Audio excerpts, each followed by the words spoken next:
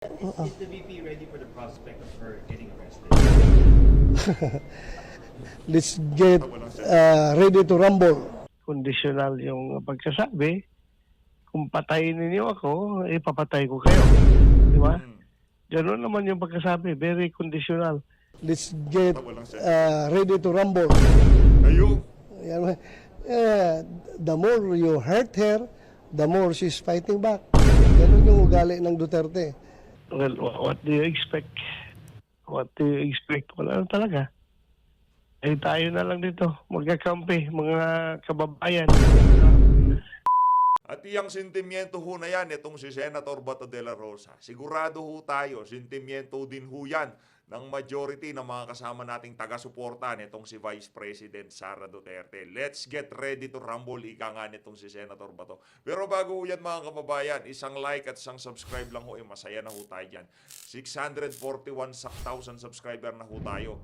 Click nyo na ho yung subscribe button kung bago lang ho kayo dito sa PH Update. Tayo na nga mga kababayan, batiin ho muna natin yung mga kasama natin dito sa PH Update. Hindi ho natin pwedeng kalimutan yung mga nag-e-extra effort sa pagpapakita ng suporta sa mga ginagawa ho nating reaction video. Ayun na nga, shoutout dito kay Vin Kylie Hart. Maraming salamat. Mega love shoutout. Palakpakan natin itong si Vin. Maraming salamat ho sa pagsuporta sa PH Update. Mega love shoutout din ho dito kay Miners Daughters 2 Banatero Solid. Mega love shoutout. Maraming salamat ho sa 5 pounds.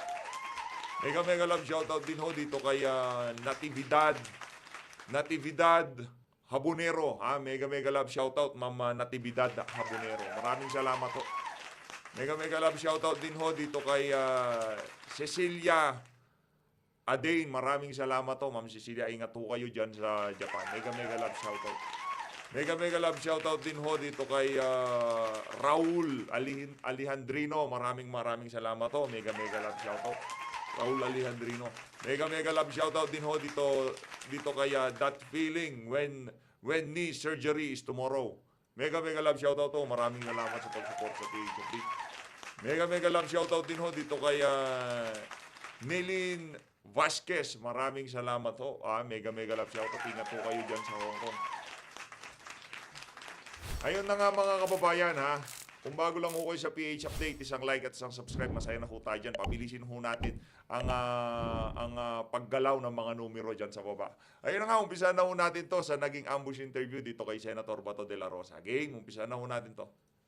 Is the VP ready for the prospect of her getting arrested? Let's get ready to rumble. Ayun. The more you hurt her, the more she's fighting back. Ganon yung ugali ng Duterte. Hindi yan natatakot. Yung press con ni Pangulong Duterte kagabi, were you able to monitor it, sir? Meron po ba kayong reaction? Isa sa mga sinabi niya, kung magkakaroon daw po ng pag-aakla, susuportahan daw niya sa mga militar?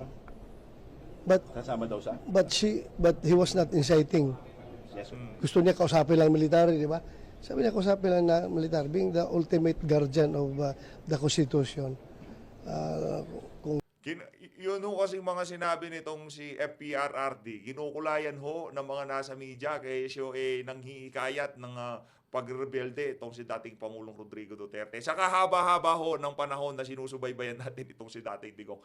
Ni isang beses ho mga kababayan, di ho natin narinig na ng himok, ng kaguluhan yan si Tatay Digong. Ano pa nga sinasabi niya? Lahat ng military, punta kayo kay Marcos. Ipa-hair follicles. Kung saan dapat na side sila, kung mag-decide silang gano'n, then Pabilisin ho natin ang pag-ikot ng mga numero dyan sa baba. Pabilisin he will support them as far as defending the Constitution is concerned. But sir, as a mayor, anong sinasabi? Lakas na challenge yesterday by the former president is he's challenging the military to, not to support yung addict daw na presidente, sir. It's up to the military. Kung anong desisyon nila, sila nandyan. Yung nagtanong na media, ikaw, suportado mo ba yung adik na presidente? Yung bangag na presidente ba, sir, suportado nyo? Yan ang hirap sa atin Yung mga media na yun, napaghahalata kayo Ano bang gusto nyong marinig kay Senator Bato de la Rosa? Mali yung sinabi nitong si Tatay Digong na dapat itong military, suportahan nila yung kung meron man tayong bangag na presidente. Anak ng tao. It's their call. It's their call kung anong action nila doon. Sa It's kanila their call. yun. Pero hindi ba parang ini-influensyahan ng dating Pangulo yung mga militar natin doon sa sinabi niya, sir? Ah, Wala ba kayong mga intelligent question dyan? Ini-influensyahan? Ha?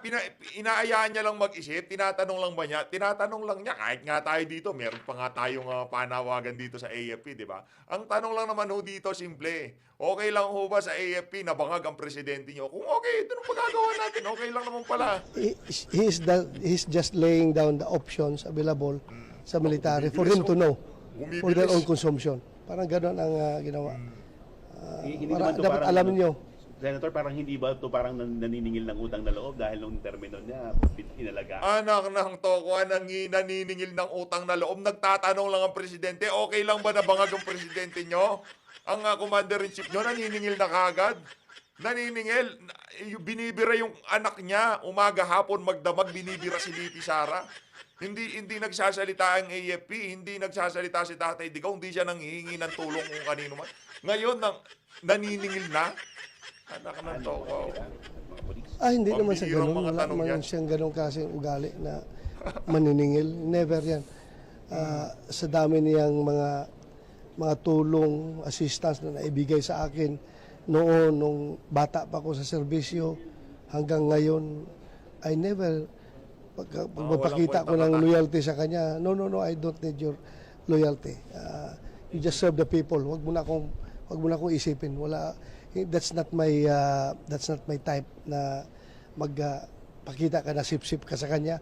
The more matuturn off siya sa'yo pag napapakita ka na sip-sip ka. Just Naku do po, your job. ayaw ni Tatay Digao ng mga sip-sip. Paano ba yan?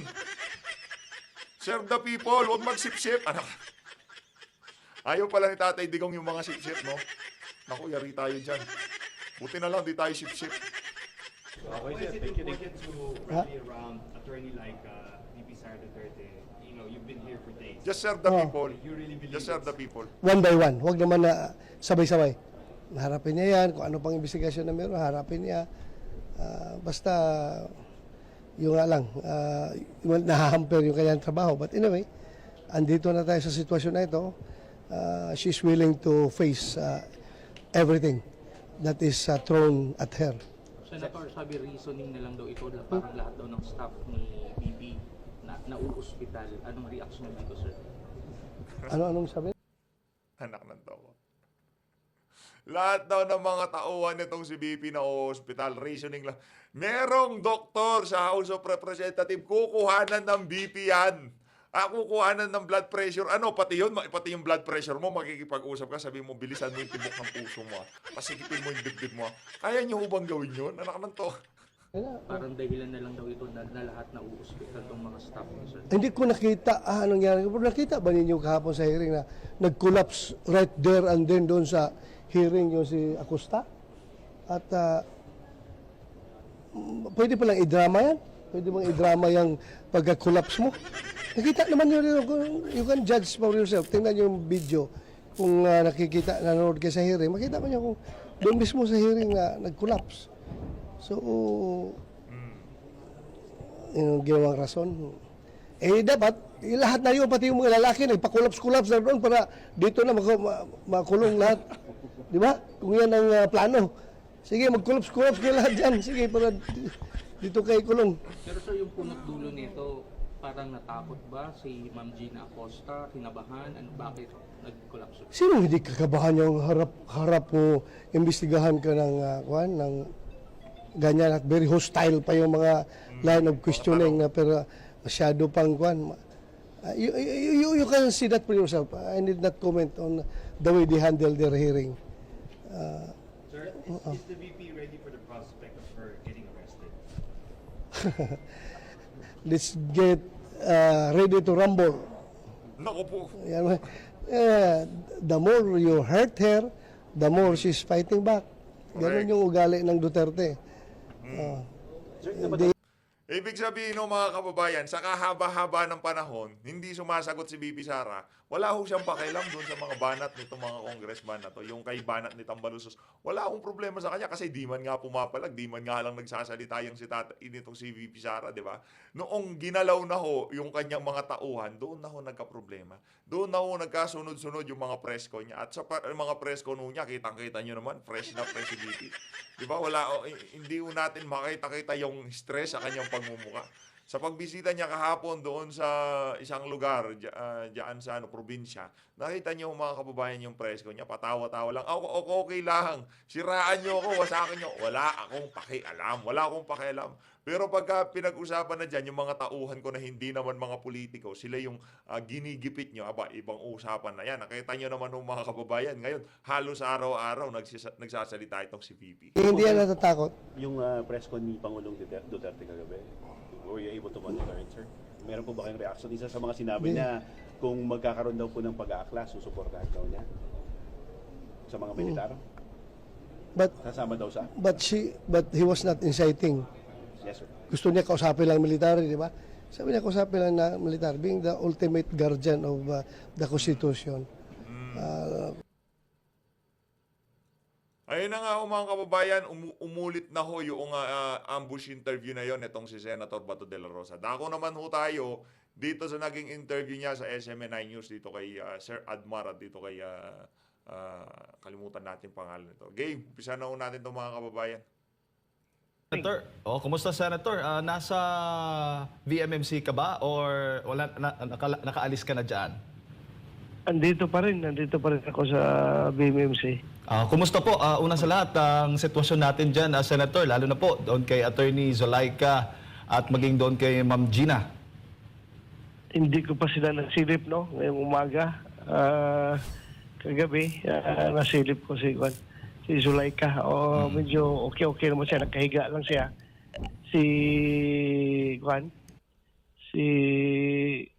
Yung isa ay hindi ko nasilip kanina kagabi. Well, Senator, dahil nga sentro ngayon ng usapin itong mga pahayag ni Vice President Sara Duterte patungkol dito sa pamahalaan at maging doon sa kasalukuyang namumuno dito nga sa ating bansa. Sa tingin mo ba, Senator, may mali ba sa pahayag na ginawa ni Vice President Sara Duterte? Kaugnay po dito sa kill statement, kumbaga yung revenge plot na sinasabi. Okay. Klaro naman na conditional yung pagkasabi. Kung patayin ninyo ako, ipapatay ko kayo. Di ba? Ganoon naman yung pagkasabi. Very conditional. So, nasaan ang threat ngayon dyan? Magkakaroon kayo ng threat kapag pinatay nyo ako. Pero kung hindi nyo ako pinapatay, walang threat sa inyo. Dahil hindi ko kayo ipapatay kung hindi nyo ako pinatay. Diba? Ganoon mo lang pagka simpleng pag-analyze sa words na yon. Opo, at yun nga ang narinig din ni VP Sara na matapos yung sabihin niya ito, abay kumilos na, all out nga yung government ngayon against her dahil nga is a national threat, no? At ang presidente mismo ang nababanggit ni VP Sara. Ano naman ho yun mga kababayan? Napakasimple lang naman ho nung instruction ni VP Sara kay John Wick di ba? Pagka ginurgur na nila ako, huwag ka titigil. Ubusin mo silang lahat, di ba? Ganun ho talaga dapat. Hindi pwede yung, hindi naman si Ninoy Aquino, itong si VP Sara. Talagang kakana at kakana yan. Pagka ginalaw nyo yan, kumbaga ngayon pa lang, dahil siguro umiinit yung mga banta sa kanya, yung mga babala, yung mga nakakakilala sa kanya na ipapatrabaho siya, ilinabas niya na itong litanya na to. Na kung sakaling merong mangyari sa kanya, ilinabas niya Kasi mga kababayan, ano ho yan di ba? Bakit mo ilalabas? Meron na palang order na ganyan. Kumbaga nag-serve yan bilang kung gusto niyo akong galawin, may mangyayari sigurado sa inyo. Kaya wag niyo akong gagalawin. Ganito na lang, siraan tayo, siraan niyo ako, wasakin niyo ako, walang problema.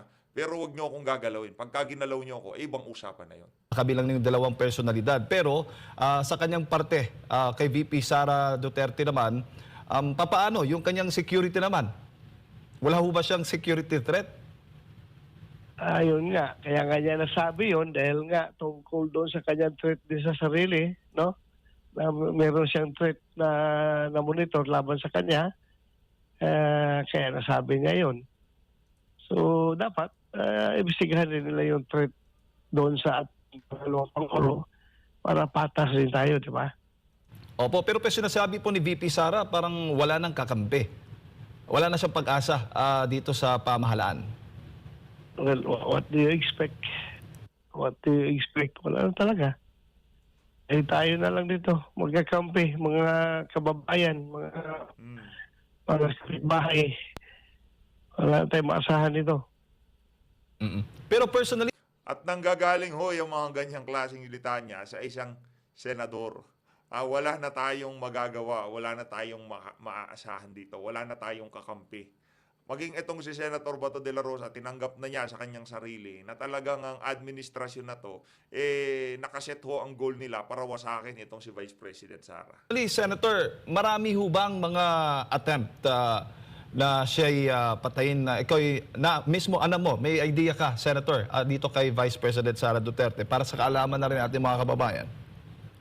Mayroong mga impormasyon na si paglabasan nung panahon na lalong-lalo na yung pinatanggal yung kanyang security kasi it gave a window of opportunity for that attempt against her life nung tinanggalan siya ng security.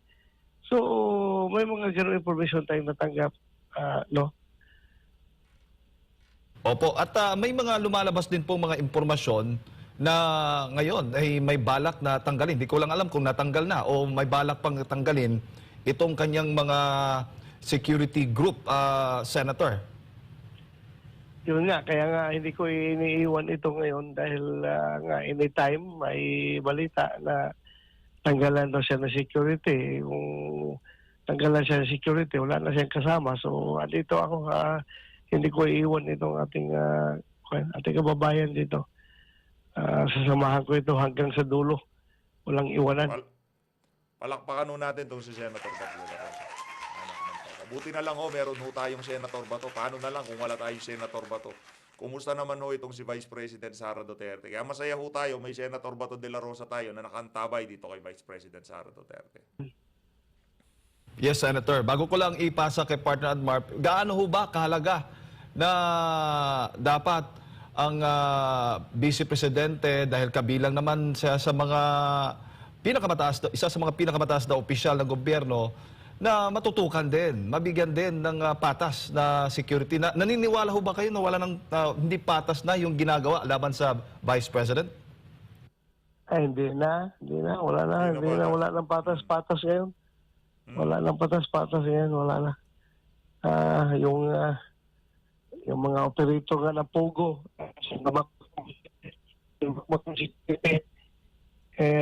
ito pa Vice President, bigla siya.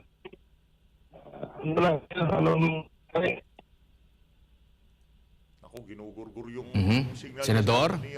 Yes. Opo, si Admar po ito. Maayong buntag, sir. Una lang po, bilang dating PNP chief, ang presidente ba regular na nakakatanggap ng threat? At kung itong pangyayaring ito ay masyado bang exaggerated na talagang parang first time nilang makatanggap ng threat mula sa Pangulo? Mineximize lang nila ito ngayon, yung nasabi ni Vice President Sara Duterte, para matakpan yung mga issues laban sa kanila, kagaya nung pang-abuso na ginawa nila kay Atty. Zulaika Lopez, yung nangyari doon sa planong paglipat sa kanya doon sa correctional facility. Mabilis na tabunan ng issue na kinakapitalize nila kasi hawak naman nilang mainstream media. So, yun ngayon ang kinakapitalize lang ng gusto para makakuha yung issue. Di ba hindi na pag-usapan yung panggigipit na ginawa dito kay Atty. Zulaika Lopez, no? Dahil doon sa napakandaming sinabi ni VP kaugnay doon sa mga envelope, kaugnay sa korupsyon, kaugnay sa pagnanakaw diyan sa House of Representatives, at napakarami pa hong mga anomalya na nangyayari ngayon sa ating pamahalaan. Pero pinakabigyan ho nila ng kulay, pinaka-emphasize ho nila yung kung merong mangyari sa akin, magugurgur kayo. Nakipag-usap na ako. Ika nga, di ba? Nakausap ko na si John Wick. Matapunan ng makapag-counter-offensive sila ng issue. Opo, at nabanggit din niya ni Vice President Inday Sara yung mga naratibo kahit na hindi na lumabas sa kanyang bibig. Pero yung naratibo ngayon, yun ang inilalabas ng iba't ibang mga opisina ng gobyerno at the same time, kinukuha ng mainstream media. Yung pabalik-balik ka, yung assassin daw, assassin. Never naman nagbanggit si Inday ng assassin, no? Nagbanggit siya na meron siyang taong nakausap. Ano ba naman kung yung tao na nakausap niya na nakwentuhan niya na yan ang plano niya na pag siya pinatay ay papatay rin niya yung mga pinaniwalaan niya na nagpapatay sa kanya. Opo, at dito rin ba yun o ano? Opo. Senador, dito rin natin makikita yung kaibahan sa pag-handle ng mga banta, no? Dahil si dating Pangulong Rodrigo Duterte, maintindihan mo talaga na napakaraming banta kasi marami po siyang binangga talaga. Nandyan yung CPP, NPA, NDF, nandyan yung mga drug lords, mga drugista, mga kriminal, mga oligarchs talaga na pwedeng maglaan ng pondo para siya ay mapuruhan sa kanyang administrasyon po, Senador. Ganun nga, if you can imagine, no? Yung nagkaroon ng pagtipon-tipon noon yung mga drug lord, no? Nagkaroon sila ng summit somewhere doon sa may, Grabe, no? Drug lords. No, nagtipon-tipon sila doon. Gusto nilang trabahuin itong si Tatay Diggs. Kaya alaw na nag-put up sila ng bounty para ipatumba si President Duterte. Kaming dalawa ni President Duterte, but we just took it lightly because kaya tayo na sa pwesto. Presidente siya para pangalagaan niya ang buong Pilipinas, secure niya ang buong Pilipinas. Bakit pa siya mag-uuri sa sarili niya security na kaya naman yung bantayan yung sarili niya? So, gano'n lang po ang pagtingin sitwasyon. Unless kung running ka sa iyong sarili, kung magyari, kung magpapanik ka, lahat na lang i-activate mo lahat ng mga pwede mong i-activate para masiguro yung buhay mo. Opo, at ang pangalawa sa pinakamataas na opisyal sa buong Pilipinas, the same time may pinakamaraming boto nung naihayag din niya na meron siyang banta, umabot pa sa punto na nabanggit din niya na nag-casing sa mismong pamamahay niya. Tila hindi ganito yung naging tugon ng iba't ibang ahensya ng ating pamahalaan na Senador. Unlike ngayon na ang kanya namang nabanggit kung papatayin ako, yun nga, nabanggit mo rin nga kanina, Senador. Yun nga, yun ang pagkakaiba. Yun ang pagkakaiba sa kasi wala natin hawak ng gobyerno. Sila man ang may hawak ng gobyerno. So they can utilize all available resources at their disposal para aksyonan itong kanilang conditional threat na gusto nila gawing active threat ko, no? Ma-activate yung threat na yan kapag pinatay nyo si BP. Yun, active na yun. Pero pag hindi nyo pinapatay, anong threat na meron kayo? Wala naman. Bulga. Ano lang, yung threat lang nila, yung kapraningan nila, Senator Bato. Narinig lang nila yung Tamba, Lisa, at itong si Marcos Jr. Pag kami mangyari sa akin, may tatrabaho sa inyo. Kinabahan na ho sila. Di na nakatulog tong si Marcos Jr. Tulong, bulga na to. Mga praning talaga. Huraw na to. Para di ko nyo patsyon. Yun ang ibig sabihin ba? Hurawon ta mo para dili minimo patsyon. Bibigyan kita ng warning para hindi nyo ako mapatay. Yun ang purpose doon. Ito pong mga kumakalat ngayon.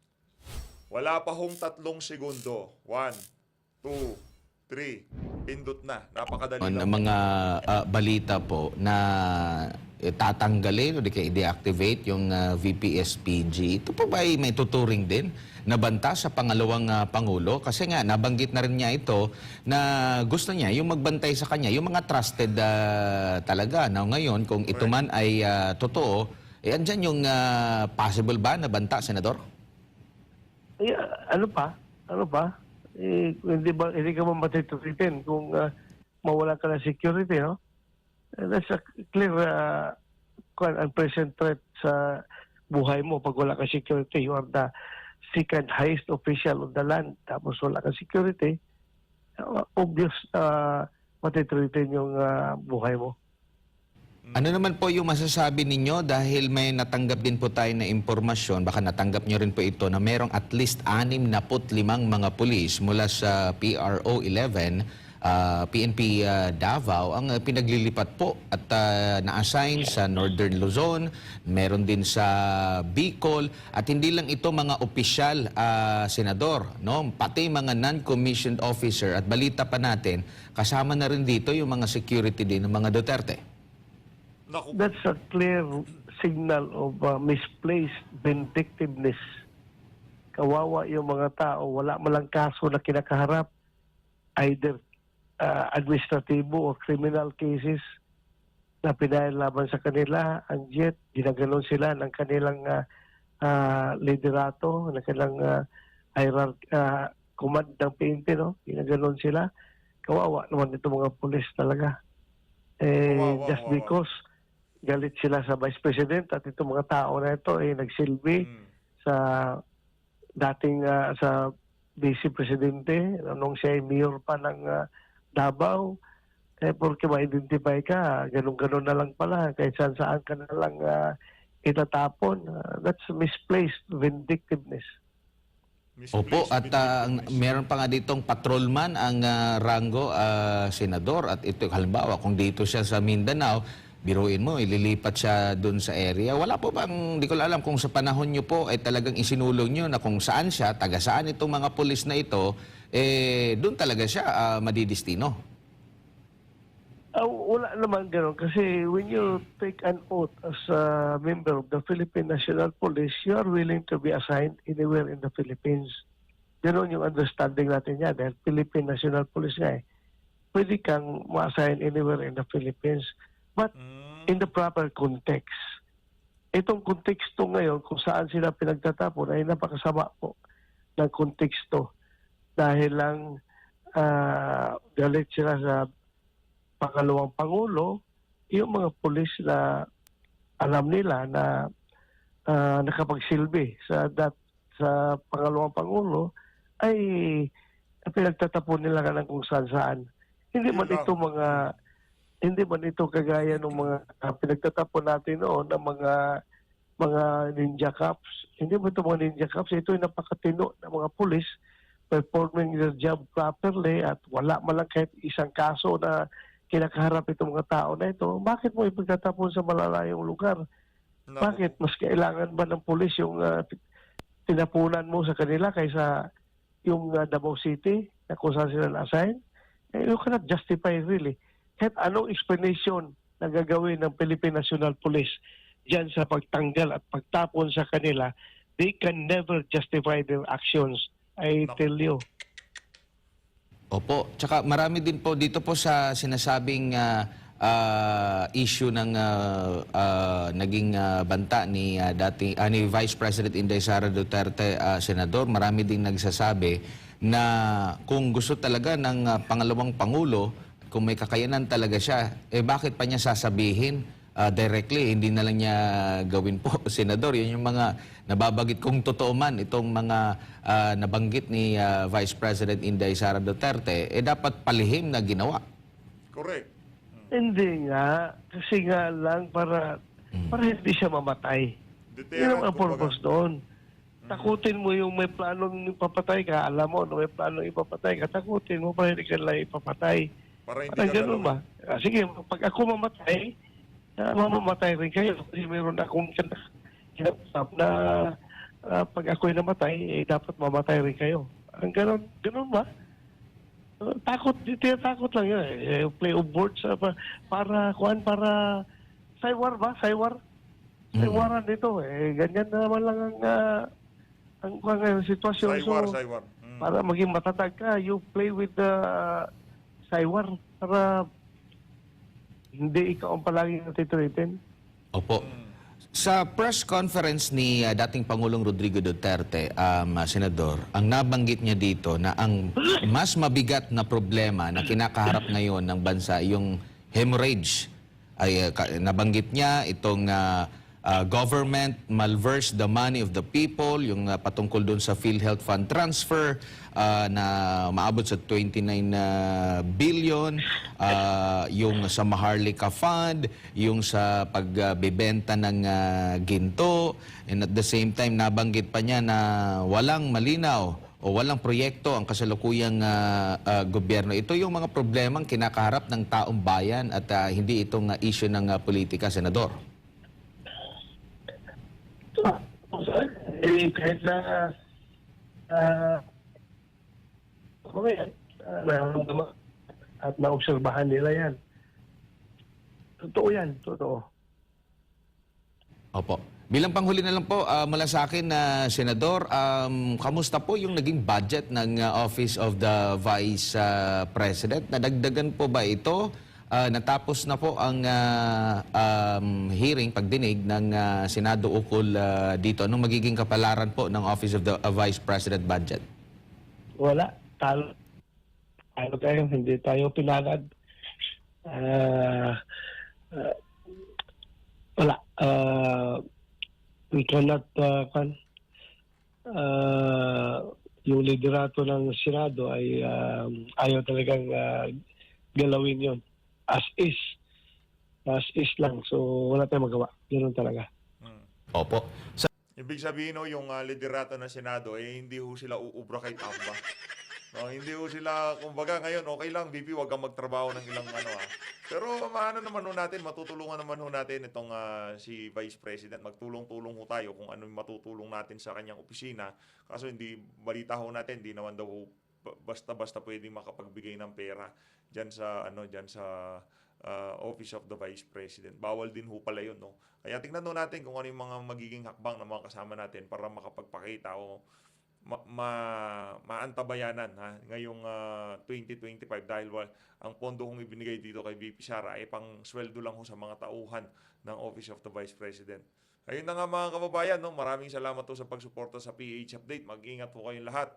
Mahal natin na Pilipinas. Maraming salamat to. Maraming salamat.